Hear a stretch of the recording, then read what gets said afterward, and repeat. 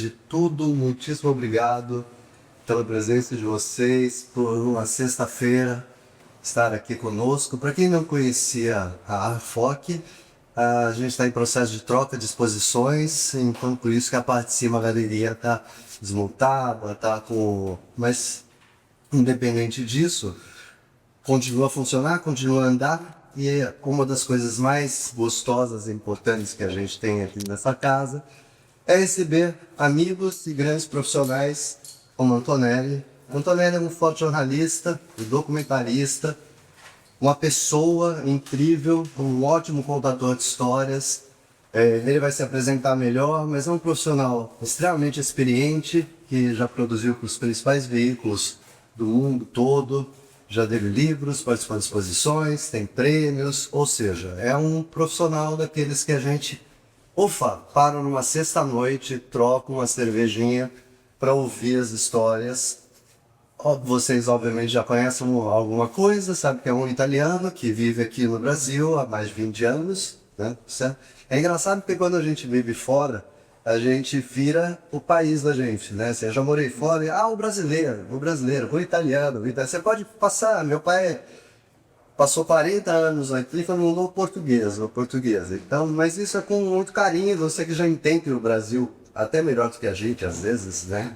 Já sabe disso. Mas é um prazer, uma honra muito grande para a FOC, para nós, para mim, ter você aqui, ter esse trabalho. E, por favor, se apresente, dê um briefing. O meu papel aqui é de cerimonial mesmo, assim. O mestre é ele, eu vou cutucar uma ou outra coisa aqui. E, por favor, sintam-se extremamente à vontade para... eu quero saber, não tem naquele momento, uma palestra formal, no final, eu vou perguntar. É um bate-papo, isso aqui é um encontro entre amigos ali. Então, por favor, sintam-se à vontade para interromper, para falar, para perguntar, né, para fazer uma anotação, da forma como vocês... Bem-vindo, muito obrigado, é um grande prazer tê-lo aqui. Obrigado a FOC e fez a ponte. E não, é uma grande honra, tô feliz, obrigado Tony pelos elogios. E o Brasil, uma das coisas belíssimas entre as quais me ensinou é aceitar os elogios. E os europeus sempre falam, não, tem sempre que ser modesto, com vez no Brasil. É lindo ser continente, os brasileiros aceitam. Mas é por haver um pedido aqui, que o que salta são os elogios da cara. Eu aceito, do jeito que o Brasil fala obrigado. Tá, obrigado. Bom, que come falou Tony, spero che seja o Ale ontem utilizzò uma palavra legal, um ping-pong. Ou seja, a gente vai falar, contar, mas é muito legal, importante que não, receber perguntas e responder, enfim.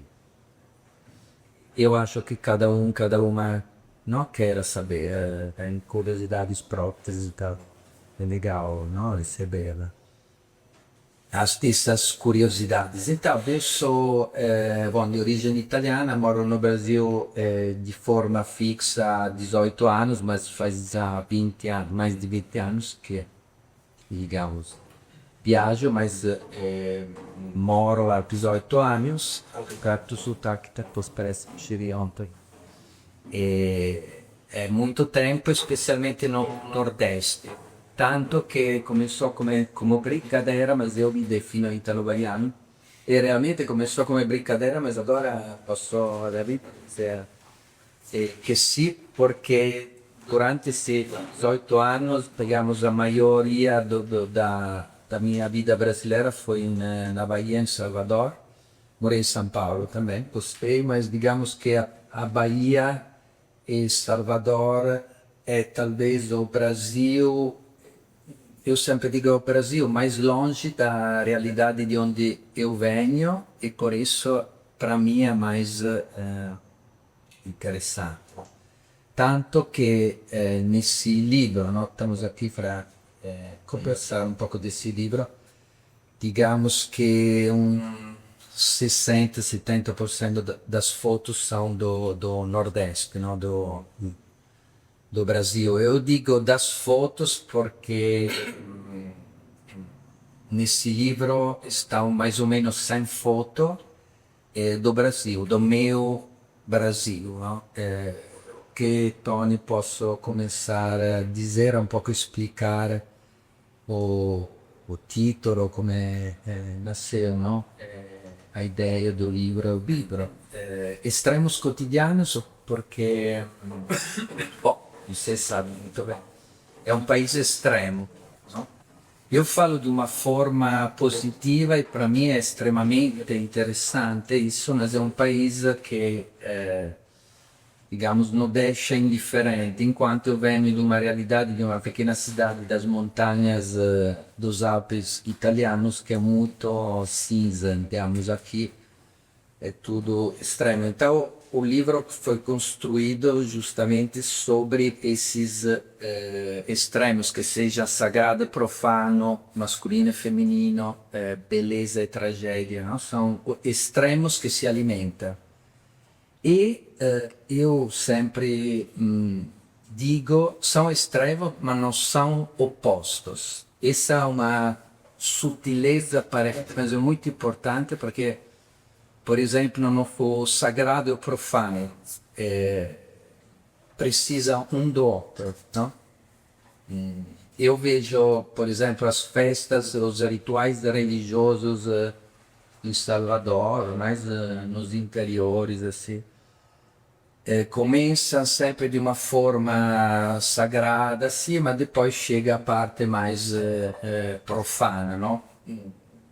E tem uma continuidade impressionante. Assim como em relação, por exemplo, ao masculino e ao feminino, não? Salvador, desse ponto de vista, mas São Paulo, também outras cidades, tem esse elemento muito forte do masculino e do feminino, assim, se entrelaçando.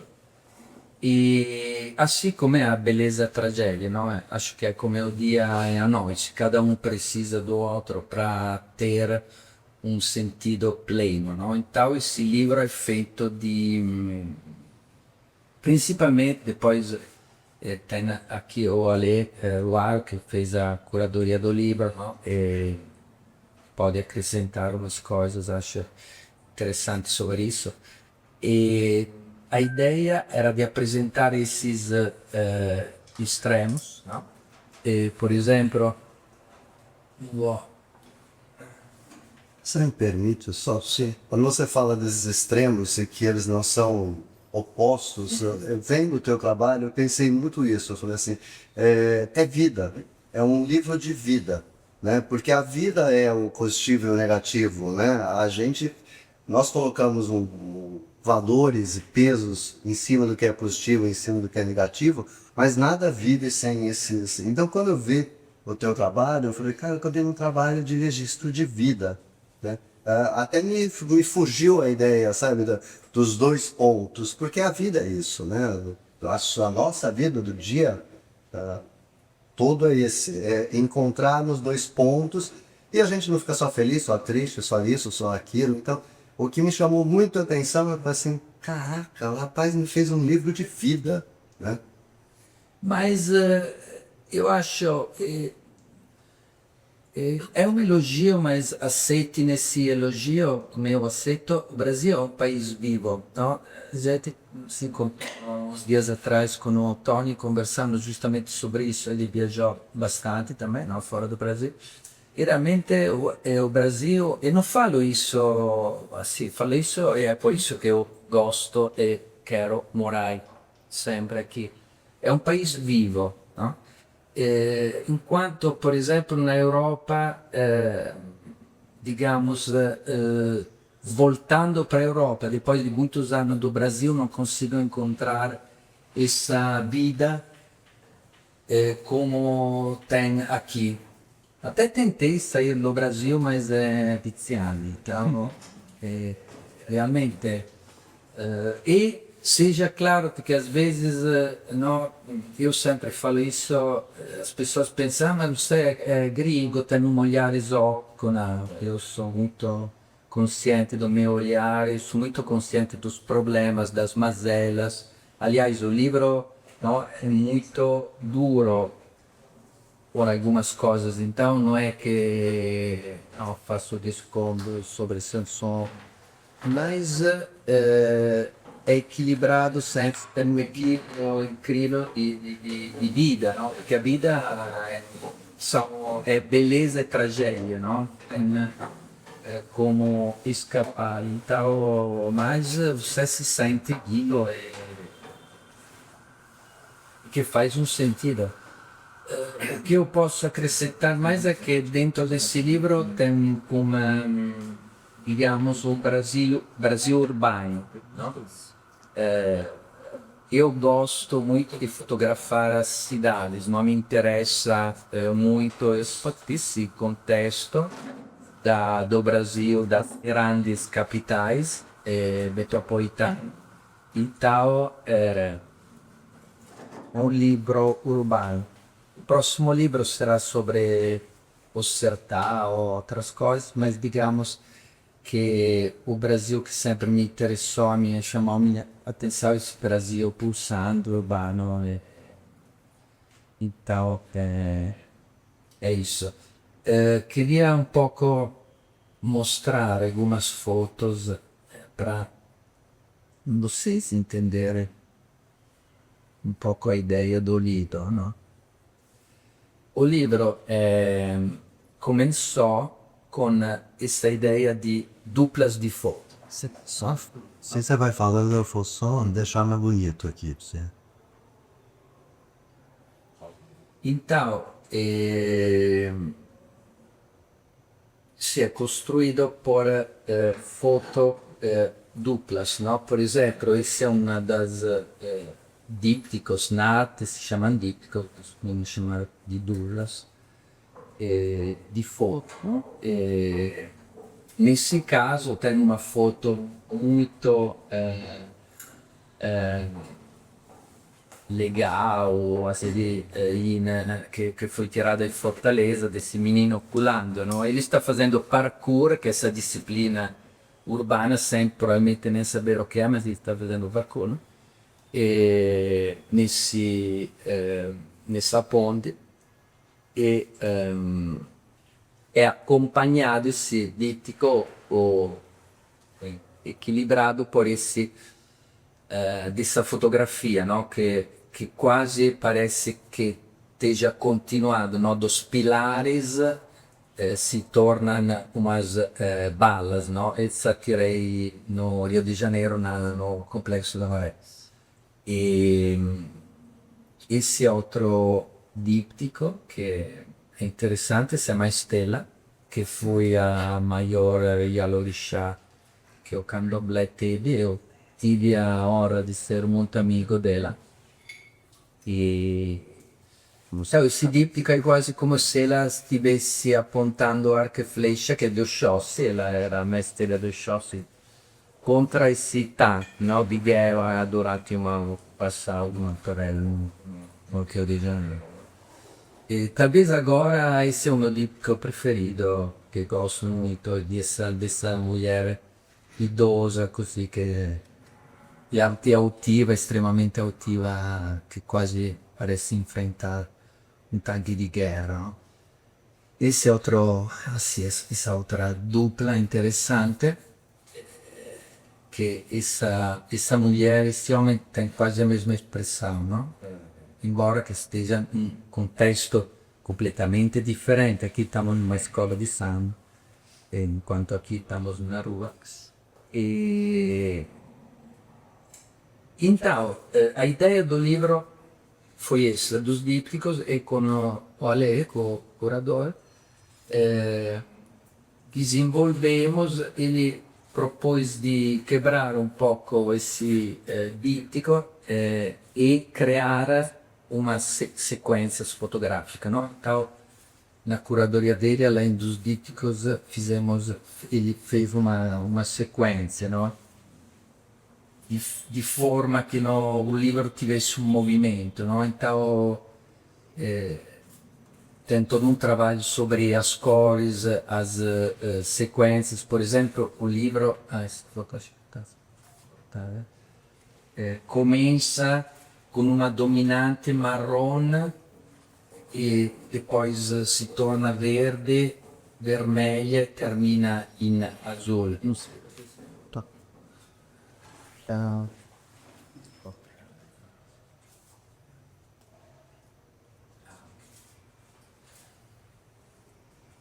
Vou. Pedindo para dar piada, bato logo. Projeção, tá tudo. Ó. E termina, digamos, com o elemento água e quis incluir também um pouco de foto na grande seleção do interior. Por exemplo, essa é uma benzedeira, risadeira do Maranhão, do interior do Maranhão, enquanto, digamos, a maioria... Eu não sei. Tá. Talvez eu... Os dois cliques ali. Ah, ok, os dois clima, né? E, digamos, tem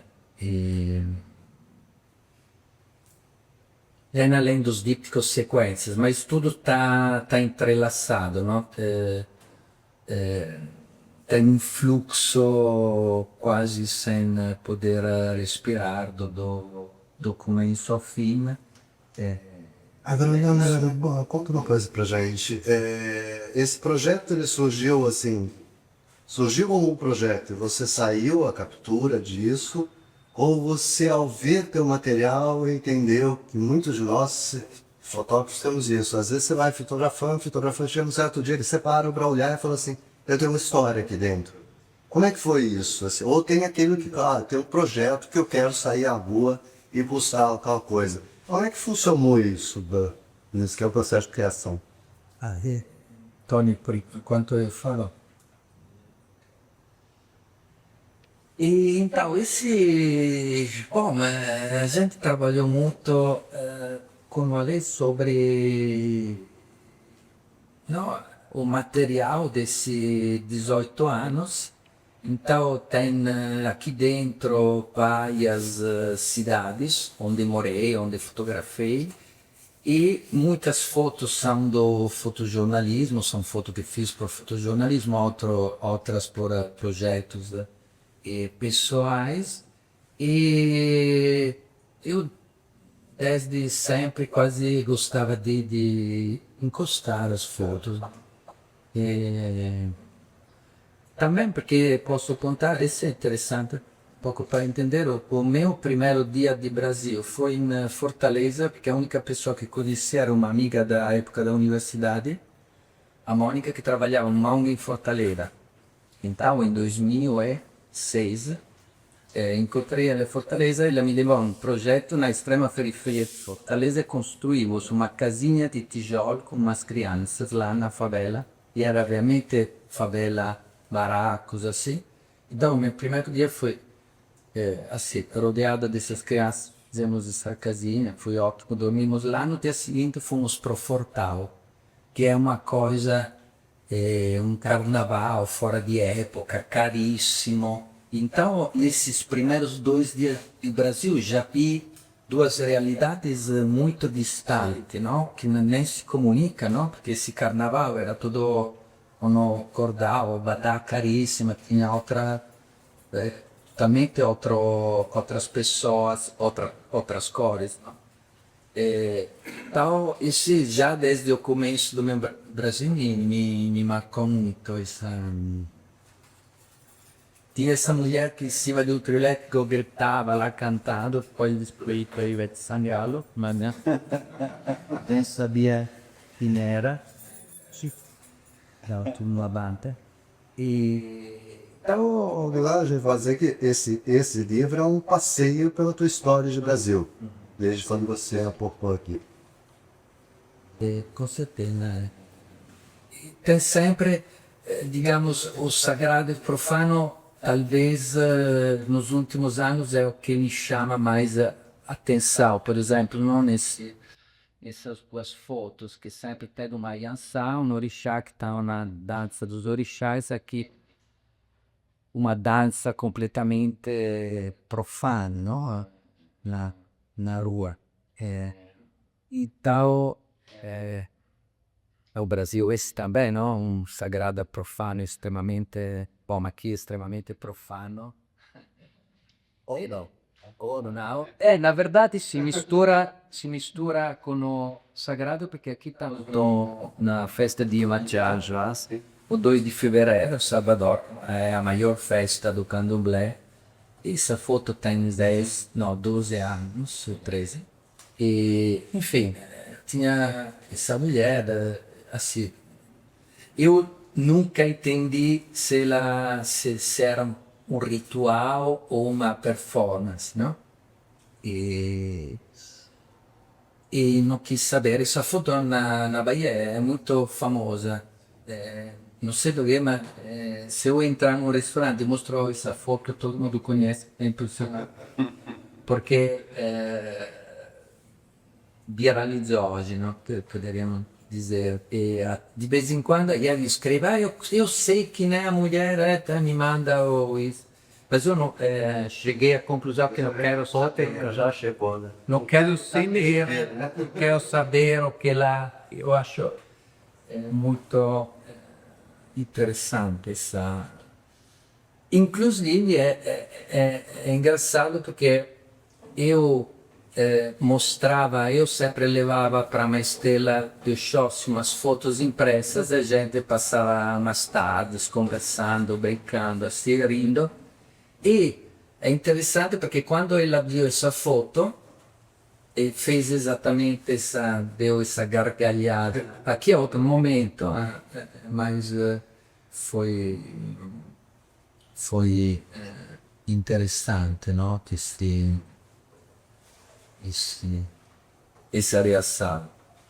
Marco. O livro, então, é isso, sostanzialmente. E da época que você. Eu estou muito no básico, assim, porque eu estou esperando que as pessoas falem, assim.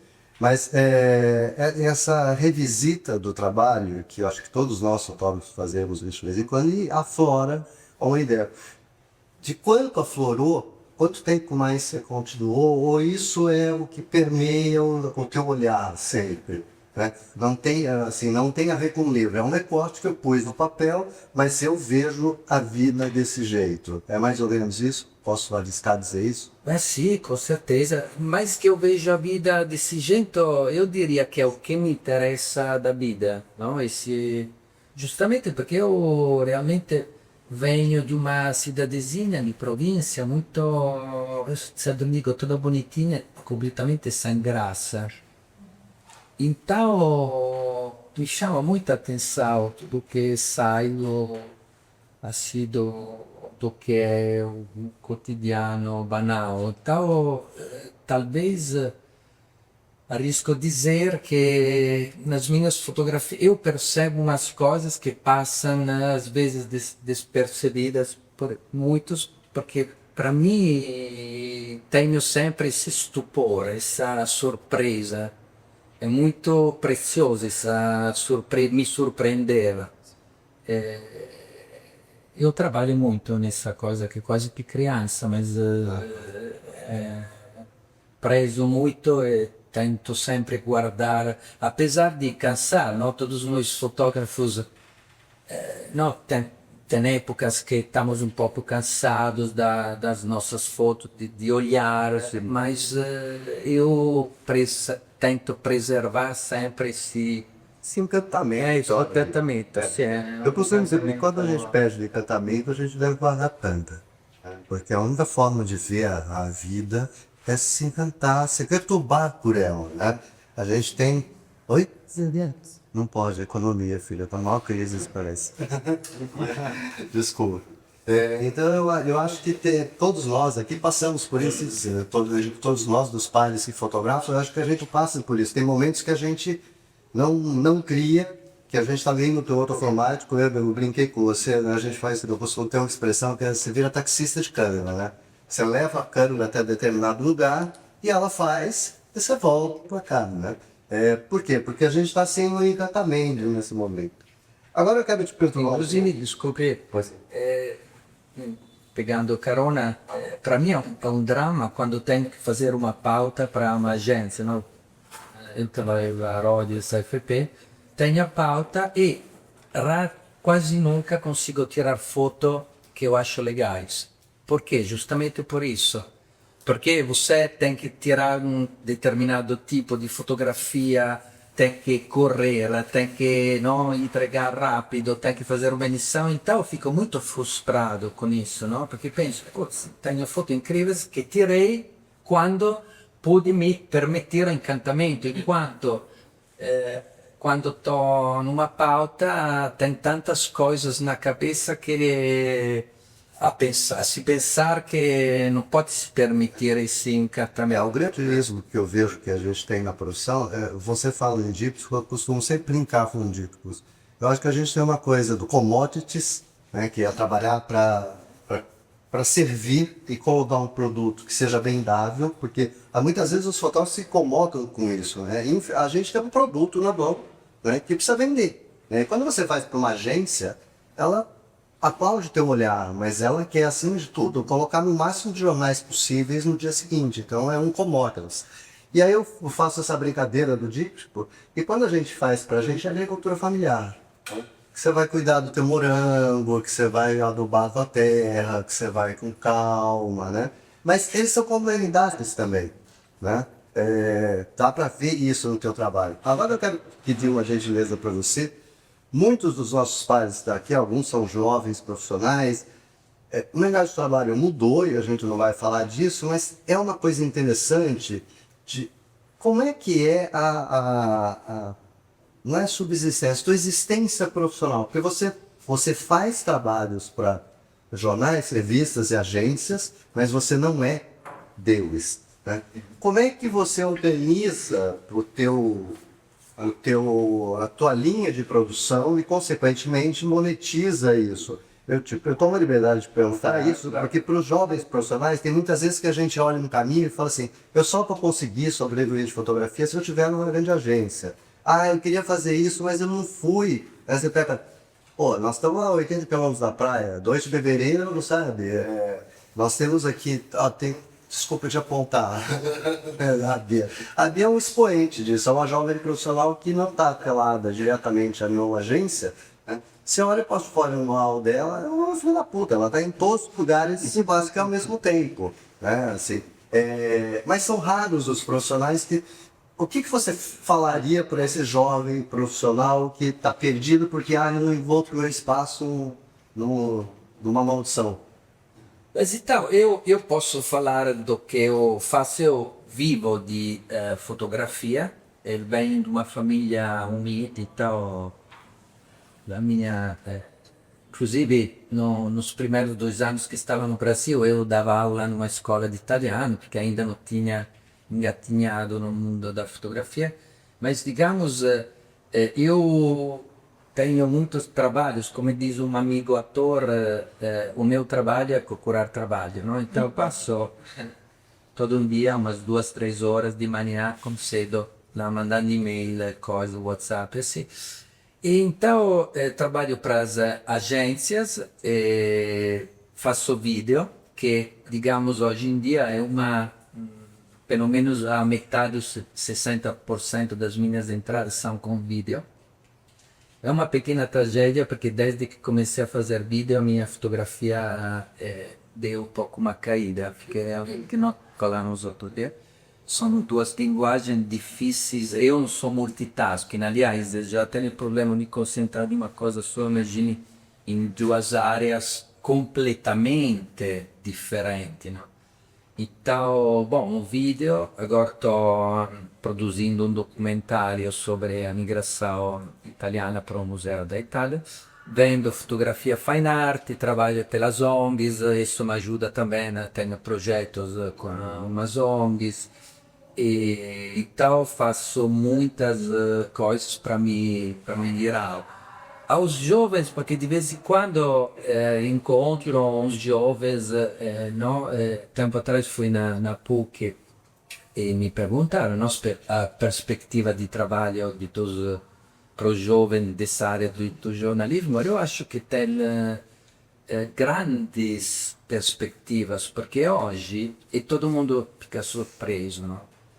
Porque realmente hoje reduziu tudo, no? O dinheiro, estava conversando com o Luca antes, as pautas, tem pouco dinheiro, sim, mas hoje todo mundo está olhando para a tela de um celular. Então, aos poucos, digo aos jovens que sabem olhar ao próprio redor, vão ter algo a mais preciosíssimos e, do ponto de vista também profissional, é tesouro, não? Levantar de uma tela como nós temos que fazer e olhar o que acontece ao redor. Então, é uma oportunidade, porque hoje em dia desculpe, de 100 jovens, digamos, não sei agora, porque não tenho filhos, mas 90% olham para a tela. Então, Então, fugir seus dados, 99. Teresa, mas então, quem vai observar, não olhar, mas observar o que dá ao redor, vai ter uma tesouro humano que pode ser também um tesouro profissional. E vai ser sempre mais uma preciosidade, esse saber olhar. Então, para mim tem esperança. A mesma inteligência artificial não me preocupa, porque a imagem, para mim, o que produz a inteligência artificial não são fotos, são imagens. Então, claro, eu trabalho em agências como a FP, a Reuters, e posso ter quase certeza absoluta que, perché tem todo um padrão di verifica, di chatfucking, que são fotografias, não? Então não é nada quando hoje eu não sei se é um vídeo, se é inteligência artificial, eu sempre falo, olha a fonte da fotografia, olha a fonte do vídeo. Se for das grandes agências, pode quase ter certeza que, porque tem equipe que verifica isso. Então, não é um problema para mim ainda. O fato é que anda tão rápido a inteligência artificial que vamos saber o que. Mas digamos que não me preocupa isso.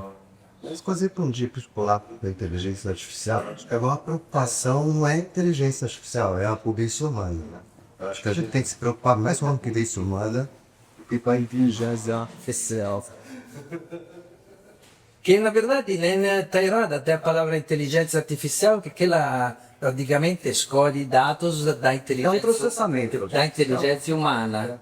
Então não é nada que inteligência, são uma construção de algoritmos, coisas que aproveitam da inteligência humana. Então, sinceramente, não é óbvio. Eu achei muito legal a sua fala, você, dessa coisa otimista, porque eu também sou muito otimista ali, assim, né? Eu acho que as pessoas confundem as relações de trabalho que se deterioraram, e não é o privilégio da profissão jornalista, não é o privilégio do Brasil, isso com a profissão do jornalismo. Né? A profissão do jornalismo nunca se fez tão forte e nunca selecionou tantos profissionais. Até porque nós somos quase contemporâneos, eu sou mais velho que você, mas há uns anos atrás você separava um chamado profissional, porque quando você fazia analógicos, nos testes e jornais, ela vai para a rua e faz um filme.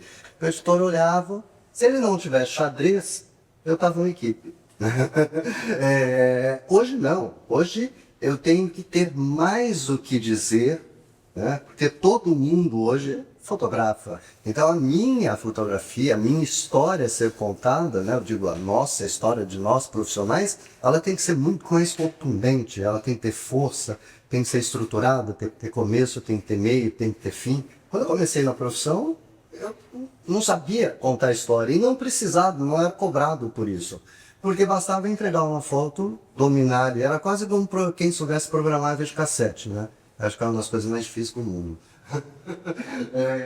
E este olhar hoje de as relações de trabalho mudaram, mas nunca se fez tão importante o trabalho do jornalista, né, para colocar em xeque os disfarces do mundo, né, os disfarces da vida e desnudar a vida. Un esempio, Tony, inclusive, stiamo parlando do Aniselli, no? Che ganhou recentemente o World as Photo con esse trabalho fortíssimo, no? Sobre o Rio de Janeiro, no? Esse acontecimento que por isso matou 120, 130 pessoas. Por exemplo, eu penso para um jovem, no? Que está no Rio de Janeiro, infelizmente, mas seria uma oportunidade, no? Esses eventos podem ser também eventos melhores humanamente, mas, por exemplo, se um jovem fotógrafo do Rio de Janeiro tem que se jogar nesse tipo de situação, claro, tem que ter uma estrutura também emocional e tudo, mas é uma boa oportunidade para entrar, no? de carrinho, digamos, no mundo, porque produz foto interessanti, pode vender, perché con certeza seria uma oportunidade, no? de venda e tal, di partecipare di concorso, eccetera. É um trabalho poderosissimo. Eu vi todo o ensaio, perché eu vi aquelas 2, 3 fotos que viralizaram do Diego, no? Aniselli. No, Eduardo. que é aquela foto de todos os mortos do alto, feita de drone, mas todas as fotos são fortíssimas, não? E é importante também pensar em sequências, ensaio, não? Por exemplo, o Ale quis quebrar essa coisa do díptico justamente para pensar em sequências, porque é um conto, não? E cada foto é um capítulo. No? E o Aniselli costruiu um capítulo de 10 ou 12 fotos fortíssime sobre um acontecimento trágico, mas importantissimo. Eu, que conheço o Brasil quase da 20 anos, praticamente, fiquei uma semana, passei muito mal, e vi, eu conheço aquela realidade, eu morei no Complexo da Maré, no Complexo do Alemão, um projeto. E conheço, mas apesar vi coisas parecidas, não daquele porte, mas vi, mas fiquei uma semana traumatizado. E, como você falou, importantíssimo o papel da fotografia, do fotojornalismo, para mostrar para o mundo esse acontecimento. Então é uma excelência da fotografia, não? Que ele fez. Agora é legal, gostaria que vocês participassem também, né? Senão a gente fica aqui nesse ping-pong, tete a tete, não vale, né, gente? Algum comentário, dúvidas? Queria falar uma coisa rápida, mas, Donel, você uma do resultados, mas é porque eu sinto no teu trabalho, é porque assim, pelo uso da cor, pela dimensão gráfica, quanto resultado lido, eu sou um pintor. Em que medida você acha que você tem, o que tem de italiano como herança cultural que você sente que está presente no Donatello? Bom, essa coisa é verdade no sentido que bem, não que sou pintora, que seria um elogio demais, impossível aceitar. Mas me influenciou muito. Eu não tinha minimamente reparado, mas uns anos atrás mi falaram, não, mi lembra uma pintura, mi lembra... E realmente então refleti. Eu acho que a nossa vida está explicada se nós pensamos em quando éramos crianças. E o que gostávamos de fazer, E na Itália, desde que você nasce a criança, vai lá para a igreja, coisas, vê pinturas. Eu, por exemplo, fotografo muito mais com filhos, bebê, no collo, sempre teve esse toque assim, e è evidente a minha lembranza, perché na Itália entra in igreja sobre Virgem com Jesus na mão, que tem esse corte de luz do Caravaggio, claro. E então sì, a pittura mi influenzò molto, inclusive Angela può mostrare sobre isso uma coisa interessante que gosto di mostrare, se incontrare, perché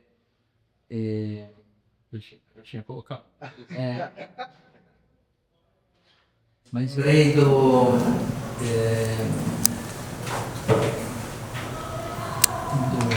di una foto che fiz che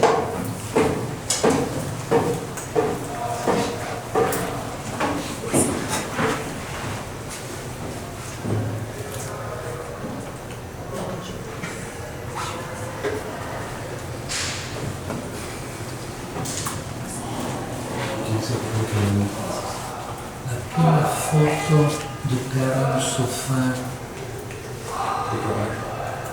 Ah, sì. Mas eu quero fazer isso com uma brincadeira Con a pintura. Acho que nós fotógrafos nós temos uma maldição, né? Porque antigamente quando você fotografava bem, alguém falava assim, seu trabalho parece uma pintura. Hoje quando você fotografa bem, alguém fala assim, mas parece inteligência artificial, sabe? Não vai sobrar nada pra gente, sabe? Tipo, a gente é a gente só. Mas eu acho que o senso da pergunta é outro. Eu tô brincando, eu comecei dizendo, era uma O senso da brincadeira. pergunta é uma condição cultural que você Sim. vê impregnada no trabalho dele. Que é isso, não é? Não. Eu, por exemplo, Entendi perfeitamente. completando a risposta, Angela, a luz nordestina para mim é totalmente caravaggesca, apesar de eu não ser neanche a unha. Esatto, obrigado. Então, justamente mostrei essa coisa, eu tirei essa foto e passando no Louvre uns anos atrás tinha uma exposição sobre o Museu di Napoli, Capodimonte, que estava no Louvre, e vi essa pintura. E pensei, a gente não inventa nada, no? Eu não conhecia essa pintura, é claro, di un pittore che si chiama Rivera, do 1600, è un sileno che è una specie di ônibus. E é muito. Eu, quando vi essa pintura gigante, fiquei decepcionado comigo mesmo. Mas porque realmente, apesar de eu também pensar, no, arte é arte, a pintura é pintura, a fotografia é fotografia, mas somos muito influenciados, ovviamente, por séculos di pintura, di luz. E tanto che, per esempio, dentro da fotografia tem o ritratto a Luis Caravaggio, no? Enfim, no mio caso, o fatto di ter tido esse não acesso, mas quase a pintura sempre, mas também pintura ruim, né? Não é que é sempre Caravaggio, mas tem sempre essa presença, sei lá, de Virgem com a criança, é inevitável que eu sou um pouco atraído por esse tipo de situação. Mas os jovens, aqui, perguntas dos jovens. Todos calados. Vai. A gente vai sortear um livro para quem falar.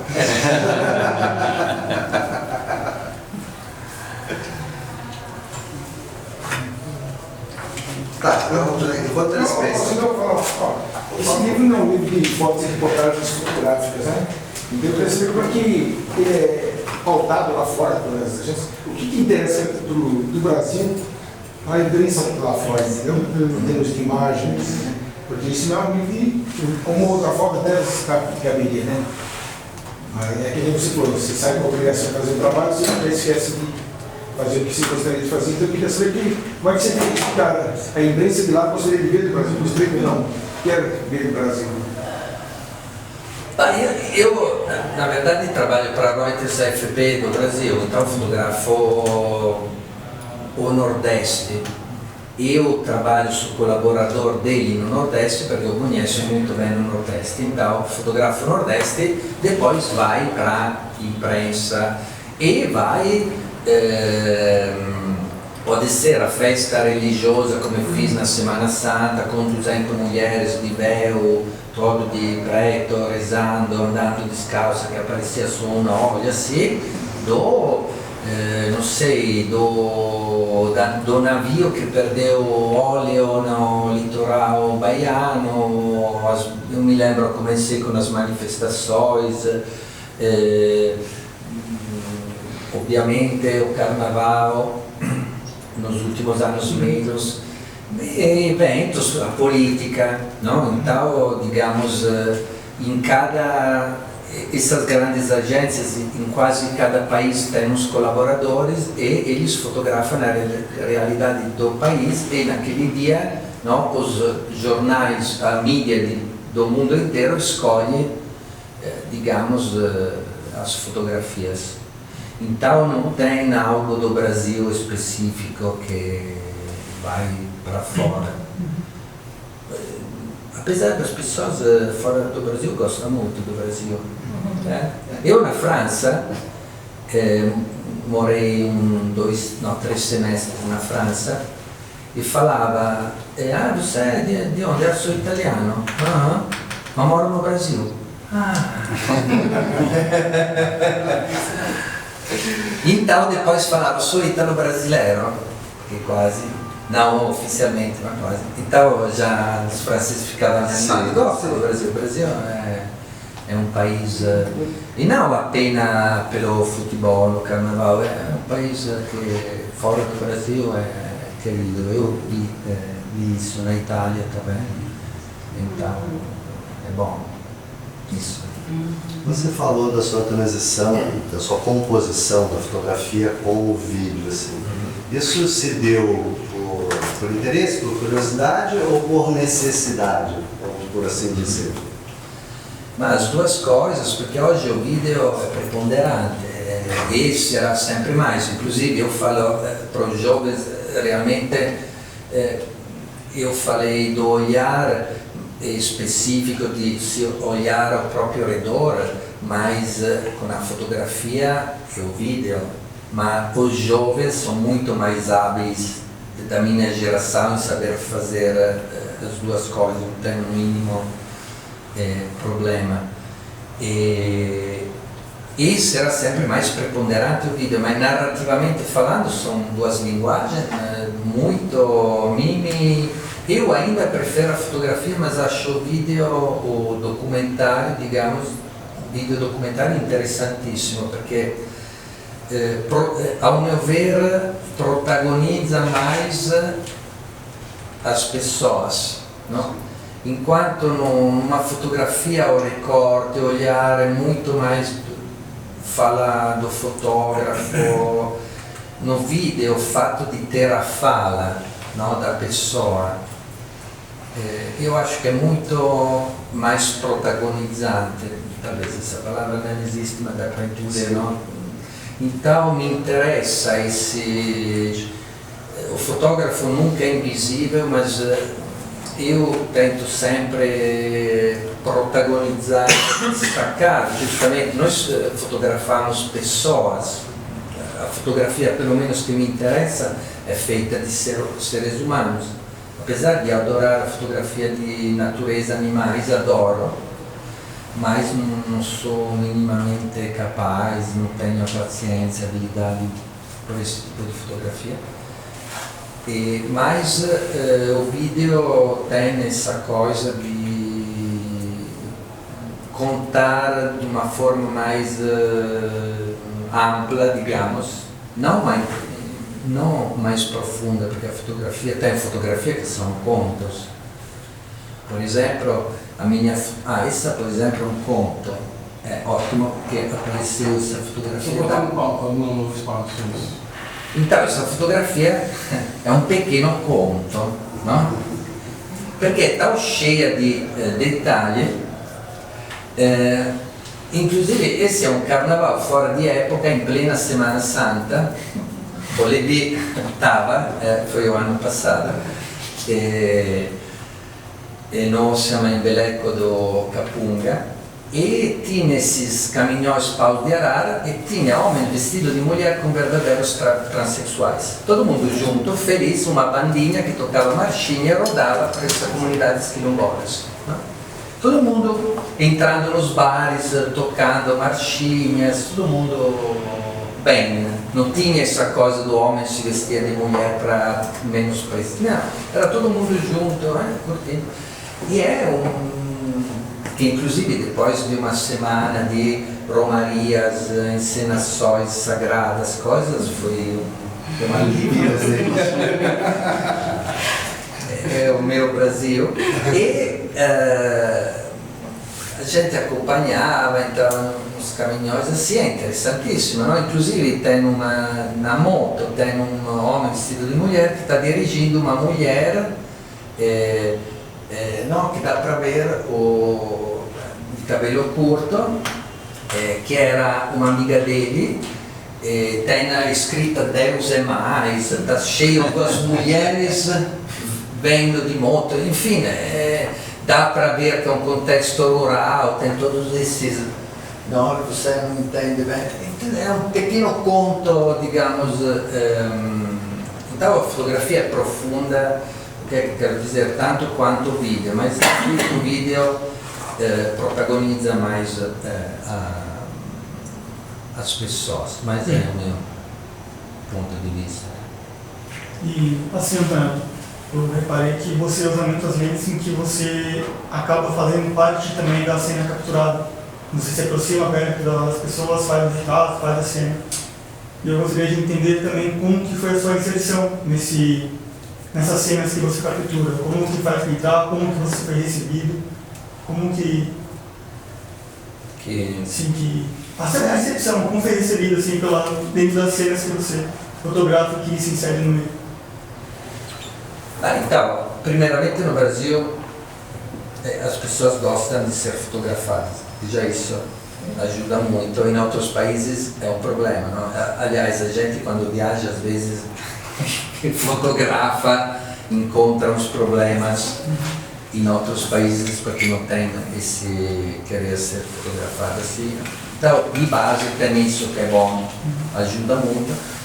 Mas eu acho que não sou agressivo. Muitas das pessoas, quase todas as fotografias são espontâneas, não? Até os retratos são retratos improvisados. E as pessoas, é incrível, às vezes me ajudam. Mas eu acho que eles percebem que estou lá para fotografar de forma não ofensiva ou agressiva. Eu falo, me comunico, sou tímido, mas através da fotografia venci essa timidez. Na Semana Santa tinha um fotógrafo gaúcho jovem que perguntava: eu sou muito tímido. Falo, eu também era muito tímido, mas a fotografia te ajuda a quebrar essa... que tem que se comunicar com os outros. Então, isso passar um certo respeito, curiosidade. Eu acho que as pessoas percebem que eu estou interessado nelas.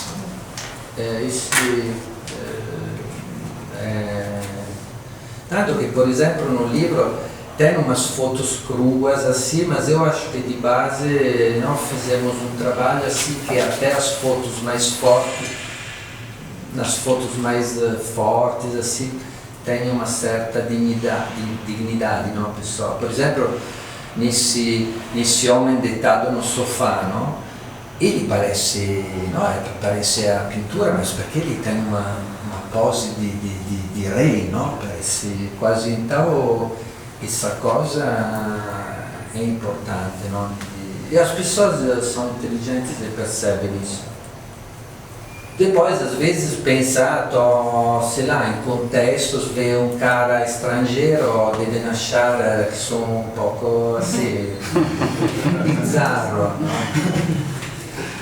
Mas me ajuda, às vezes me ajuda. Eu fotografei muito numa comunidade em Salvador, nella Vera da Preguiça, e sendo que eu passava muito tempo lá, até morei lá uns meses, as pessoas me chamavam para fotografar, não? Ah, Tonello, venha a fotografar isso, não? E acontece, não? Quando a gente está numa realidade. Eu acho que aqui tem não, vários fotógrafos que podem contar isso, não? Das pessoas querer, quando entendem os propósitos. E come sempre falava, perché agora faleceu, a Marilyn Ellen Marco, uma grandissima fotografa documentarista americana. Ela, uma vez assisti uma palestra dele, ela falou, eu deixo claro logo que estou aqui para fotografar. Não é que fico lá 1 hora, 2 horas tomando cerveja, conversando, depois falo, olha, por acaso tenho a câmera, posso tirar? Não. Deixar claro que... Já esclarece as relações desde Às vezes nem fotografa, mas deixa claro a relação, entendeu? Que a pessoa não se sinta assim, explorada. Claro, às vezes, especialmente no fotojornalismo, não é que pode pedir a permissão, tem contextos, mas é sempre a intenção, eu acho que é sempre a intenção, o propósito que não, tem que nos conduzir. Mas você não sentiu diferença não, Antonello, entre os estados, por exemplo, tipo São Paulo, Rio, os lugares que você fotografou, você não sentiu lugares que acolhem mais e tipo, Salvador, em relação a São Paulo, sair na rua, você não sentiu uma diferença assim ou é tudo igual? Essa é uma pergunta interessante porque digamos, a differenza non è tanto in relação a mim, mas em relação ao mundo da fotografia, porque tem eventos hoje que são muito fotografados e tem muitos fotógrafos, especialmente na Bahia. Um amigo que é de um fotoclube, ele me falou que nos concursos di fotoclube 80% do material que se produz é do Nordeste, di tradições do Nordeste, festas populares, e realmente o Nordeste é riquíssimo. Então o que é que acontece? Que tem uma grande multidão, tem van, estava falando antes com o Levi, tem van di fotógrafos chegando. Então é evidente que quando fica entupido o contexto, falo a propósito desse verbo, de fotógrafos, a relação muda. Mas se eu, por exemplo, fotografo, como aconteceu tantas vezes, eu estou sozinho num terreiro, realmente eles me acolhem de uma forma realmente emocionante, somos super bem acolhido, mas dipende sempre di nós e da nossa atitude, não? E da nossa intenção, porque muitas vezes quando as pessoas percebem aquele fotografa para vender foto, para botar de decoração assim, lá muda completamente a relação, e acho justo. Aliás, eu tenho contextos agora que nem deixaria ninguém fotografar, eu que sou fotógrafo, e tem vezes que em terreiro de candomblé falam não tem como fotografar, eu fico feliz, relaxo, e é bom porque olho, observo, aprendo, então não tenho essa coisa mas tem fotógrafos, eu vi essas cenas terríveis, porque então isso quebra totalmente a dinâmica e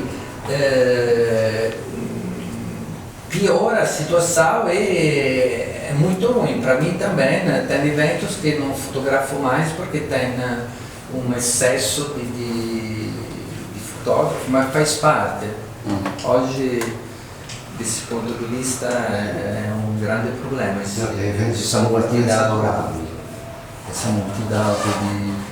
de fotógrafos que inclusive fazem as mesmas fotos. Mas tem um turismo fotográfico. Eu recentemente participei como jurado de um concurso de fotografia documental e vi que tinha foto que eram completamente construídas, tipo especialmente no sudoeste da Indochina, lá Vietnã, assim eu via foto desses pescadores com essas que têm essas redes, assim o peixe saindo num corte de luz. Eu fotografei pescadores 10 anos, nunca tenho 3 fotos talvez do cara que sai num corte de luz, lá tem um corte de luz e o peixe estava amarelo com um corte de luz perfeito. É evidente que aquela mas eu vi umas fotos dos bastidores. Eu não consigo encontrar essa reportagem mais, mas mostrava tipo 20 fotógrafos lá amontoados de arquibancada fotografando uma outra cena, era um búfalo sempre no Vietnã, assim passando, a menina de chapéu com o corte de luz debaixo da árvore, a cara jogando a poeira para fazer. E 20 fotógrafos, que inclusive a reportagem di cursos, workshop carissimo. Então tem não é um turismo fotográfico, depois um safari, é um fotográfico. Eu fui para o interior da China em um ano. Eu tinha uma curiosidade muito grande em fotografar os pescadores com pássaros, né, também. Aquela história, todo mundo já fez. Eu tenho uma teoria como fotógrafo que se eu não fiz, eu preciso fazer, daí parece que outros fizeram. Depois eu chego numa aldeia, eu me deparo um safari fotográfico, assim. Aí veio até um rapaz que falou, você é do grupo, né? Tal, eu não sou truco, eu sou desgarrado, né? E eu perdi todo o interesse. E aí eu passei a fotografar o making off, né? Mas aquela foto que eu vi há muitos anos, né? Isso é muito comum, você tem isso em África, você tem isso na Amazônia. A Amazônia agora é o ápice disso, né? Assim, você junta 10 fotógrafos, cobra uma bala e leva, né? As pessoas, chega à noite, você fala, sua foto tá colorida, podia ter ido mais pra lá, ter ido mais pra cá. É uma boa fonte de renda. Mas tem esse excesso mesmo. E muitas vezes, sabe, é doloroso porque eu vejo que também tem uma relação dolorosa mesmo de cor, porque muitas vezes são fotógrafos brancos que fotografam pessoas de outras cores, negra ou de origem asiática. Isso me dá, apesar de ser branco, mas me deu, tento ter o cuidado maior que nem, porque realmente é doloroso não ver. É quase uma exploração contínua. Mas muitas vezes é comum ver essa situação. Então, candomblé especialmente que é feito por uma grande maioria de pessoas ligadas e ver muitos fotógrafos. Eu, por exemplo, durante ano não fotografei o candomblé, mas depois aconteceu que a UFPA, a Federal me comissionou um documentário sobre a Estela e tornei amigos de Estela. Então eu entrei no mundo do candomblé, acompanhei de forma saudável, o meu não com o olhar exótico do estrangeiro, que é inegável quando uma pessoa vem no Brasil, é atraída não, por o contexto, especialmente no Nordeste, assim, mas o exótico, dito exótico, que é horrível, não?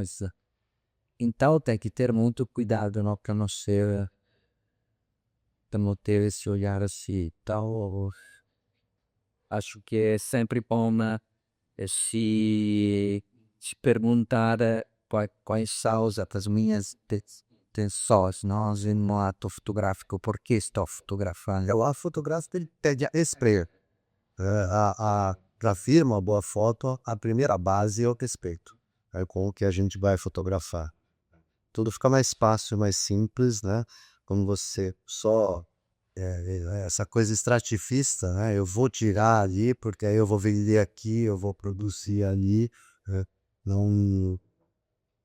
Então, digamos, justamente nesse processo de construção do livro, falamos muito sobre isso, não? Tiramos umas fotos que talvez não caberiam dentro.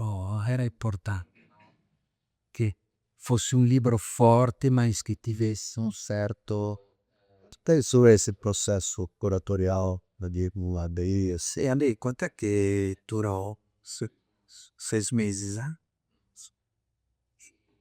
A pergunta é provocativa, porque a gente vive, é interessante esse leigo, mas é sempre ressaltar porque a gente vive uma cultura imediatista. E nós também, sendo fotojornalistas, nós estamos nessa cultura do tudo para ontem. E quando a gente para um processo desse, é importante entender o tempo, a maturação, né, o olhar. Aí eu uso uma expressão que eu tenho, olhar para o estrangeiro. Eu edito um material guardado de uma semana, volto para tentar me surpreender de novo. Então a pergunta foi provocativa mesmo para passar o melhor da ideia, o livro, não? Tiago, eu tenho aqui o meu. Editora. La Silo Bertige, no? Che è a editora che produce o libro e a equipe, no? E foi a Silo Bertige, no? Tiago, anche mora in San Paolo ma è baiano. E o alle tue fez a curadoria e a Lissone fez un progetto grafico e che aqui tra un incontro di artisti che è bellissimo. Eu mostro sempre a capa. Não queríamos, a gente se entendeu logo, não queríamos uma foto. Eu, por exemplo, no livro de fotografia não gosto muito de uma fotografia na capa, no? Acho, e a Alissa fez uma elaboração gráfica, no? De uma foto che inclusive é essa.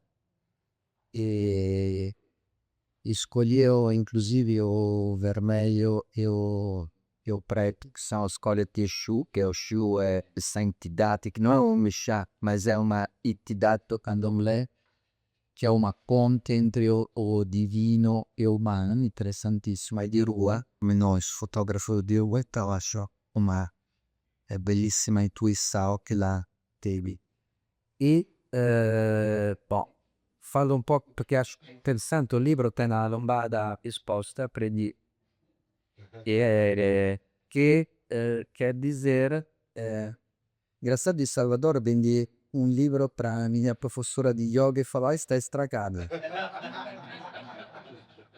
Non vou mais fazer os pospio. E no, o libro na verdade a lombada esposta permite di aprire a 180 graus, então a foto não fica, no? Assim, inclusive porque muitas das minhas fotos têm o sujeito, ponto de interesse principal no meio e tal, seria essa abertura permitiu de ter foto, no? A página dupla e tal valorizza muito quanto tem os dípticos, no? E também tem umas sequências, no? Que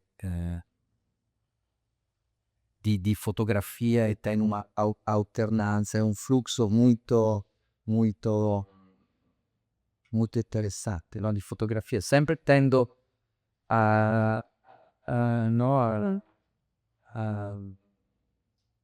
atenção ao cuidado de um equilíbrio, no? Entre uma certa beleza, uma certa crueza, no?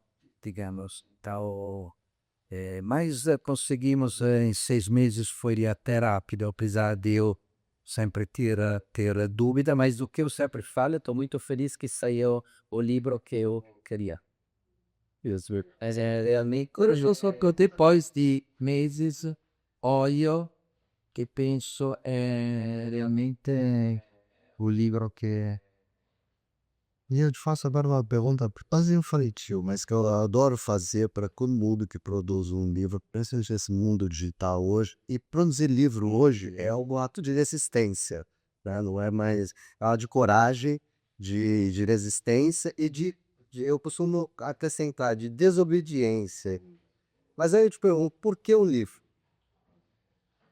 Eu fazia anos que, sabe, várias pessoas de falar, ele fazia um livro, e conversando com ele, falei, até ele fazia, vamos fazer, não?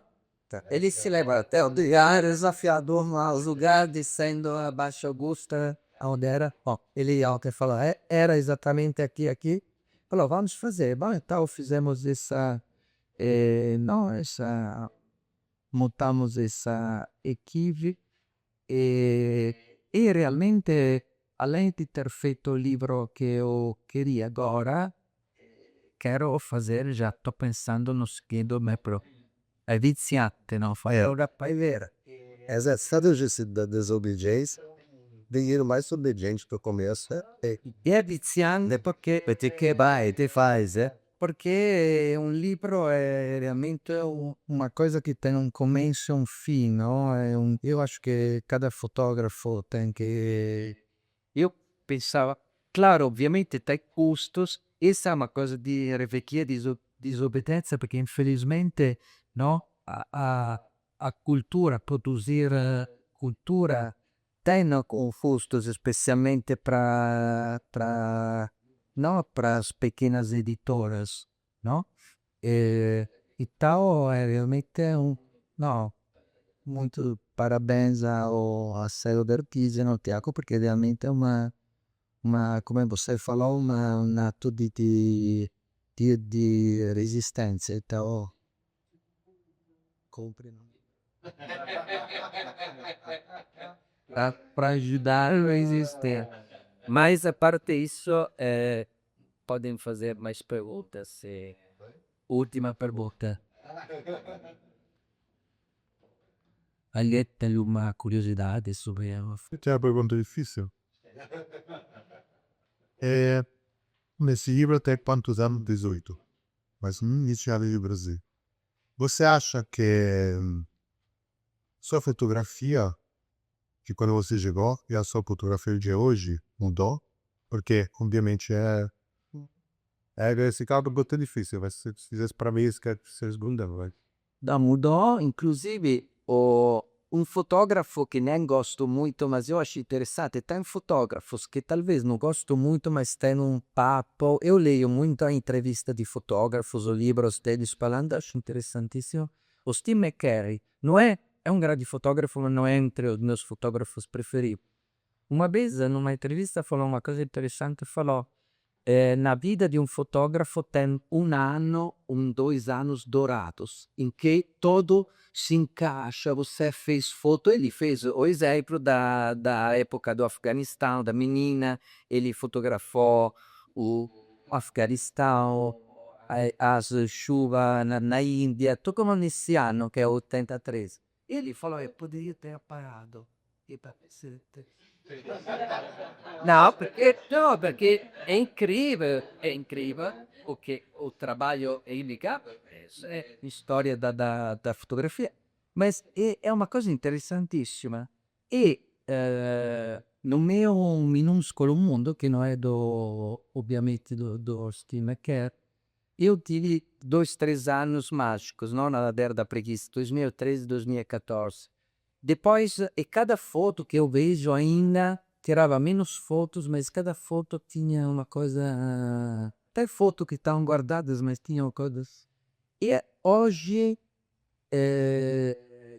não tenho esse... É por isso que tento sempre guardar esse estupor, não? Esse encantamento.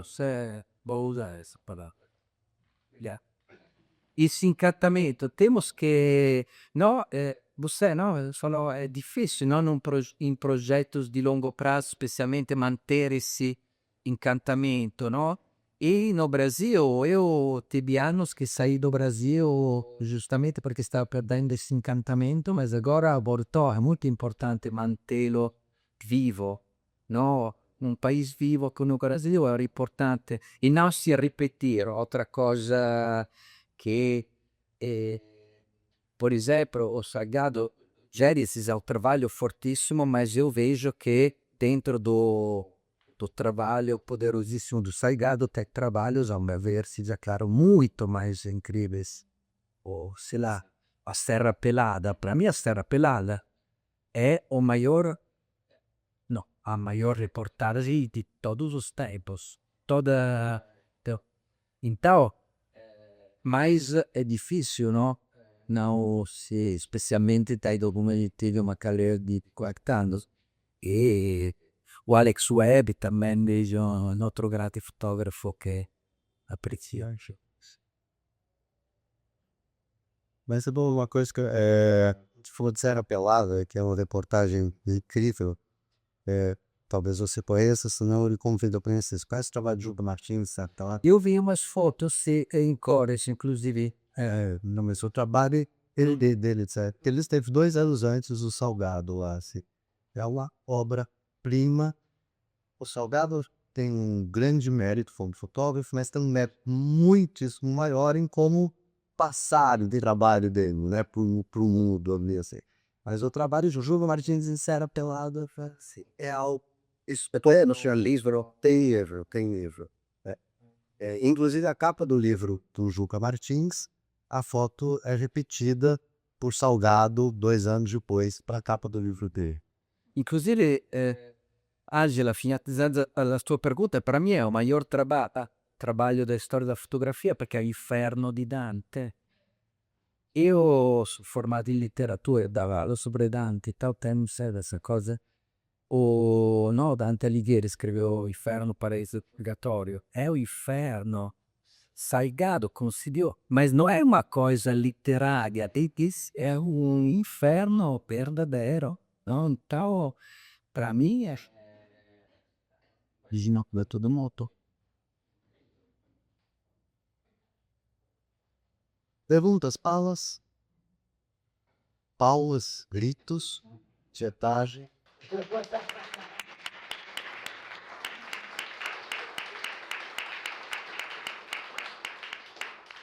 Olha, eu quero da FOC agradecer muito a honra de ter um profissional como você aqui para falar conosco.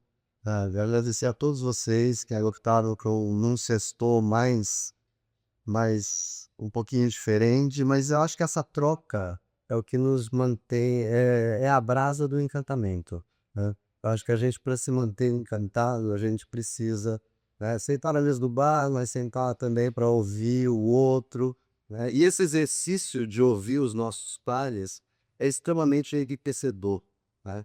E a fotografia, por ser algo ficciosamente solitária, né? Porque você diz que é solitário, mas não é, né? Muitas vezes a gente esquece, né, de ouvir e de aplaudir, né? Eu costumo dizer que quanto mais difícil o mercado de trabalho fica, parece que mais soem as palmas, né? E é neste momento que nós precisamos de né, para que nos encantemos e consigamos seguir a encantar os outros e a fazer esse trabalho tão prosaico que é o nosso, né? Porque na verdade nós somos Ubers, nós somos fofoqueiros. A gente vai ali e conta aqui, né? Não é nada mais do que isso, né? Ampliou a fofoca, pôs modinha em pé, né? Daquelas maripotas de um bairro. A gente só atravessa às vezes continentes para levar um pouquinho para o outro. E muito obrigado por ter nos trazido esse seu olhar, que de estrangeiro não tem nada, né? Nós já estamos íntimos aqui, você é um filho da puta de um brasileiro já. Paz. Não, muito obrigado por esse olhar não estereotipado, pela sua verdade, né? A ideia não é, é isso, é aquilo. Obrigado pela sua verdade. Eu acho que é assim que a gente conta histórias e compartilha e avança para o nosso trabalho. Obrigado e a exploração. Bom.